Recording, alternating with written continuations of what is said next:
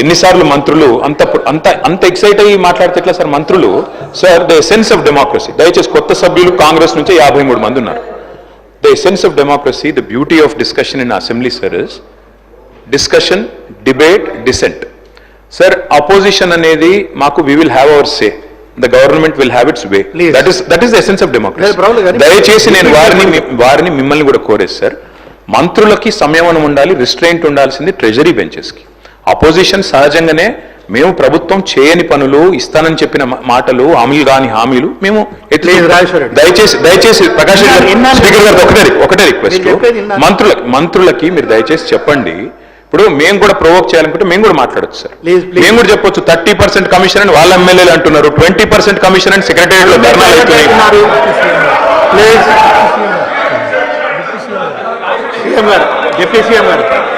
Sir Ramzan మీరు కూర్చోండి, deputy CM గారు మాట్లాడుతున్నారు.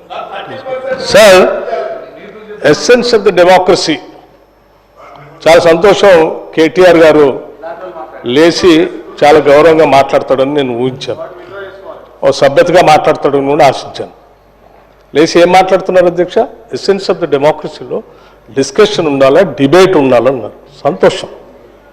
డిస్కషన్, డిబేటు వాస్తవంగా ఉండాలా, లేచి మాట్లాడిన ప్రతి మాట అబద్ధంగానే మాట్లాడాలా? What are you doing?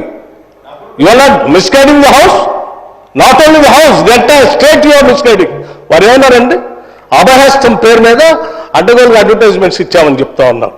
Civil service students కోసం మన రాష్ట్రం నుంచి పోతున్నటువంటి విద్యార్థులకి, పేద మధ్యతరగతి బడుగు బలహీన వర్గాలకు సంబంధించిన విద్యార్థులకి, ఇంక్లూడింగ్ ఈడబ్ల్యూ స్టూడెంట్స్ కూడా, ఎవరైనా ఈ రాష్ట్రం నుంచి భారతదేశంలో నడుపుతున్నటువంటి యూపీఎస్సీ ఎగ్జామ్ కోసం డబ్బులు లేకుండా ఇబ్బంది పడతా ఉంటే వాళ్ళకు కొంచెం ప్రోత్సహిద్దామని చెప్పి మేము ప్రిలిమినరీ పాస్ అయినటువంటి వాళ్ళందరికీ, ప్రతి అభ్యర్థి ఎవరు అప్లై చేసుకుంటే వాళ్ళందరూ ₹1,00,000 ఇద్దామని చెప్పాం.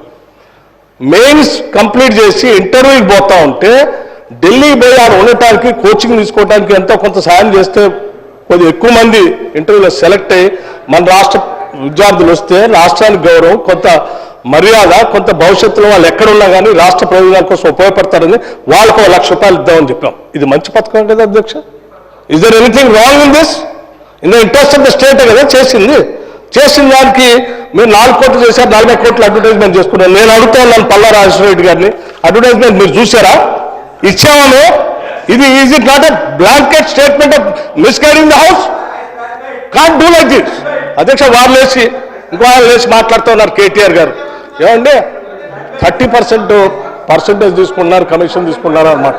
ఎవరండి 40,000 కోట్ల రూపాయలు పనులు చేపించి బిల్లులు ఇవ్వకుండా రాష్ట్రం మీద 1,00,000 కోట్ల పైబడి అప్పులు చేసి మీరు పోతే వాళ్ళందరూ బిల్లులు రాక నానా బాధపడుతూ రాష్ట్రం కోసం అటు తిరిగి ఇటు తిరిగి సెకండరీ చుట్టూ తిరిగి నానా బాధపడుతున్నారు. మీ పాపం వల్ల ఈరోజు రాష్ట్రంలో 1,00,000 కోట్ల పనులు చేసినటువంటి వాళ్ళ బిల్లు లేక ఏడుస్తున్నారు. ఎంతో కొంత మేము బాగు చేసి కొద్ది సర్ది చేసి ముందుకు పోతా ఉంటే అడ్డగోలుగా మీరు ఈ మాటలు మాట్లాడటం ఇది వాస్తవమా? రైట్, నేను ఛాలెంజ్ చేస్తా ఉన్నాను కేటీఆర్ని.